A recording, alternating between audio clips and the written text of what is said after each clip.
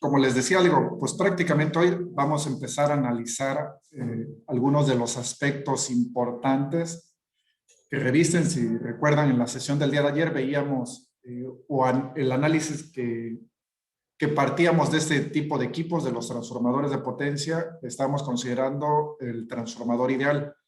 ¿Qué es eso? Finalmente son elementos teóricos en el cual nos pueden servir para tomar como referencia ahí algunos aspectos, y veíamos de manera particular el concepto de la relación de transformación. En esa misma relación de transformación no estábamos considerando algo que es muy común, que se da en la mayoría de todos los equipos, que son las pérdidas que involucran pues prácticamente a cualquier máquina, a cualquier equipo, a cualquier dispositivo, y es más enfocando en lo que tiene que ver con fenómenos eléctricos. Todos, cada uno de ellos en diferentes ámbitos van generando pérdidas. Pero de manera particular, nosotros analizando la máquina eléctrica estática, podemos identificar de manera común, pues prácticamente tres pérdidas. Bueno, los podemos englobar en dos. Unos que son las pérdidas en el cobre, si le llamamos de alguna forma, y las pérdidas en el entrehierro. O en el hierro, va a depender de la literatura, cómo se le esté llamando. ¿Cuáles son las pérdidas en el cobre? Si estamos hablando de fenómenos electromagnéticos o detalles que tienen que ver con inducción, pues prácticamente es lo enfocado al efecto Joule, que tiene que ver con el calentamiento del mismo bobinado. Al final es alambre de cobre. En algunos casos se les llaman pérdidas por cobre, pero bueno, van a ser como ahí algunas de las características en las cuales se puedan englobar cada uno de estos aspectos en los cuales les voy a estar compartiendo o poniendo en contexto, para que en el momento que nosotros estemos evaluando las características particulares de funcionamiento de un transformador, pues los tengamos en cuenta cada uno de estos elementos que les acabo de comentar. De manera condensada, las pérdidas en el devanado y las pérdidas en el núcleo son características particulares. En el mundo común les podemos englobar en pérdidas en el cobre, y veíamos que las pérdidas en el hierro se ven a las pérdidas por histéresis o también las pérdidas por Foucault, que son dentro de las características particulares o algunos de los elementos que vamos a estar desarrollando o identificando, en las cuales pueden ser de vital importancia que las tengamos en consideración en el momento que se estén dando las condiciones de cada uno de esos equipos. Si hablamos de las pérdidas del cobre o las pérdidas en los devanados, les comentaba que estas pérdidas son por el calentamiento de ambos devanados. Estamos hablando que son de cobre. En el momento que se empiezan a calentar ellos, empiezan a existir pérdidas por el efecto Joule.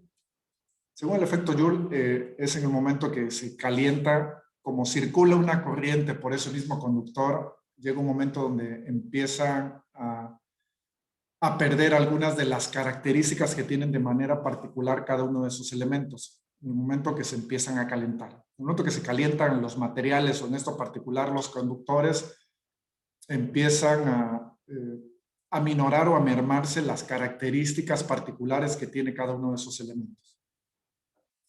Otro tipo de pérdidas, o dentro de los cuales les ponía ahorita en contexto, son también las pérdidas por corrientes parásitas. Finalmente, esas se ven por el calentamiento resistivo en el núcleo del transformador. Si recuerdan, va a depender del tipo de núcleo, ya sea acorazado tipo columna, cada una de las características constructivas de cada uno de estos equipos. Y las pérdidas por histéresis, esas están enfocadas o están relacionadas con lo que tiene que ver con un reordenamiento de los dominios magnéticos en cada ciclo. De manera muy puntual, bueno, y también están los flujos dispersos, que finalmente son los que se escapan del núcleo, y son fenómenos causados por la inducción, ya que hay una inducción que se opone y se modela, prácticamente en el momento que nosotros lo podemos expresar como inductancias. Si hablamos de algunos de los aspectos que fungen o que se involucran de manera particular con la con las pérdidas en el transformador, pues una es la corriente de magnetización. Finalmente, si en el vacío, en el primario fluye una corriente, estamos considerando, y para eso después hay algunas pruebas que se hacen, tanto pruebas en vacío o en cortocircuito, esta corriente es la requerida para producir el flujo en el núcleo ferromagnético. Y esta corriente de manera particular tiene dos componentes. Uno es la corriente de magnetización, que es requerida para producir el flujo en el núcleo del transformador. Eso es prácticamente dentro de las propiedades de funcionamiento en los cuales pueda estar operando este tipo de equipos. Se da de manera, pues por inducción, este tipo de características. Y otro es la corriente de pérdida en el núcleo, que estas son requeridas, digo, por el fenómeno de histéresis y por las corrientes parásitas. Prácticamente estos son complemento de los que les mencionaba con este tipo de condiciones en las cuales se ven sometidos los transformadores. Hablábamos de este tipo de características de las pérdidas por histéresis. Finalmente, la histéresis magnética, si lo ponemos en un diagrama en el cual lo podamos representar, finalmente, o lo podemos describir como es el fenómeno que se produce cuando se da la imantación de los materiales ferromagnéticos, ya que no solo dependen del valor del flujo, sino que también de los estados magnéticos anteriores. Quiere decir que en algún momento, en el caso de que los transformadores se sometan a este flujo variable que se produce en el momento que están en contacto con el fenómeno de la imantación, digo, que se mantienen al cesar el flujo variable. ¿Y qué es lo que hace esto? Finalmente provoca una pérdida de energía que se justifica en forma de calor. Digo, el resultado que vemos completamente de estos lo justificamos a través de formas de calor. Las corrientes Foucault, digo, que finalmente digo, se producen en cualquier material conductor, va a depender de las características del mismo. Aquí tenemos algunas imágenes en las cuales pues, podemos ver cómo el tipo de corrientes que se están manejando o cómo es que se producen cuando se mete alguna variación de flujo magnético, pues prácticamente los elementos o los materiales conductores en los cuales estén pues comúnmente trabajando o que estén operando de manera la función normal de la misma operación del mismo transformador. Aquí tenemos pues unas chapas apiladas, se dan cuenta dentro aquí de algunas de las características y la forma en que se están generando cada una de las corrientes. Son las corrientes pues prácticamente son inducidas y son de un valor pues prácticamente mínimo. Aquí tenemos prácticamente una gráfica en la cual se presenta la curva de magnetización del transformador, es cómo se están dando esas características, cómo se puede dar esa condición para que de manera natural podamos nosotros verificar o que podamos entender el principio de funcionamiento del mismo. Y en el inciso B tenemos la corriente de magnetización, que esta prácticamente es la que tenemos acá, que esta es la que es causada por el flujo en el núcleo del transformador.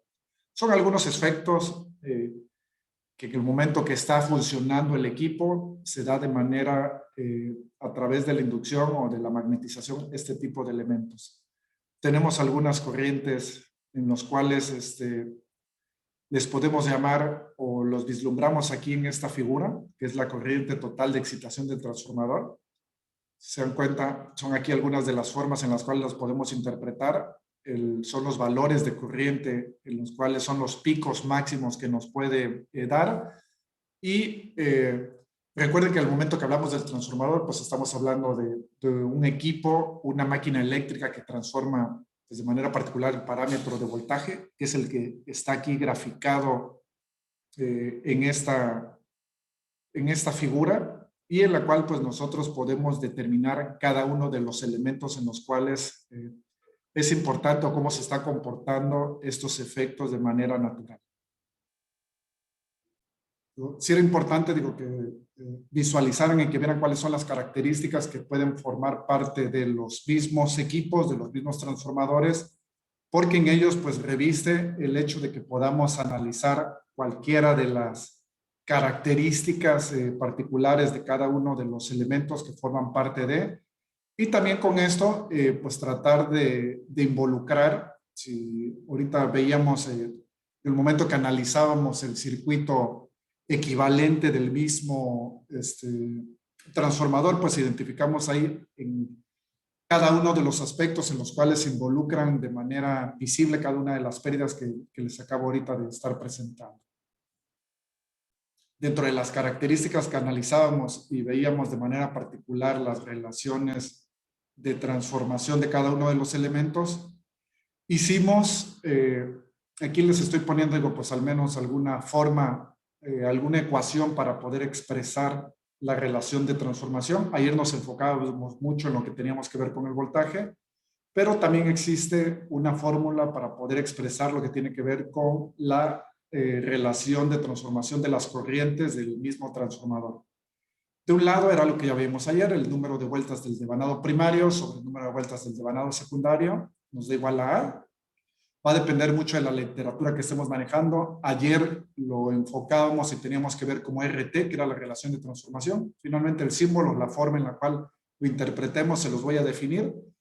Y por otro lado, involucramos el voltaje del primario, el voltaje de entrada y el voltaje del secundario o el voltaje de salida, o la diferencia de tensión entre cada uno de ellos, ya sea del voltaje, la diferencia de tensión del lado primario, lado de alta si es la condición, si es un transformador reductor, y lado de baja si es el mismo transformador, ese reductor, o el voltaje a la diferencia de potencial del secundario.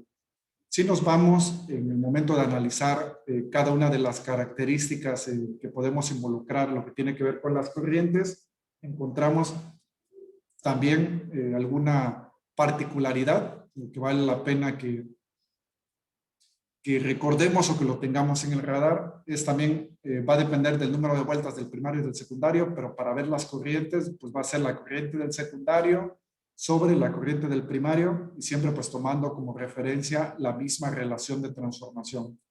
Esto es, digo, pues para tener una expresión matemática, una ecuación en las cuales podamos nosotros determinar cada uno de estos valores y la importancia que revisten de cada uno de ellos en el momento que los podamos expresar de forma matemática cada uno de estos valores de los cuales vamos a estar manejando.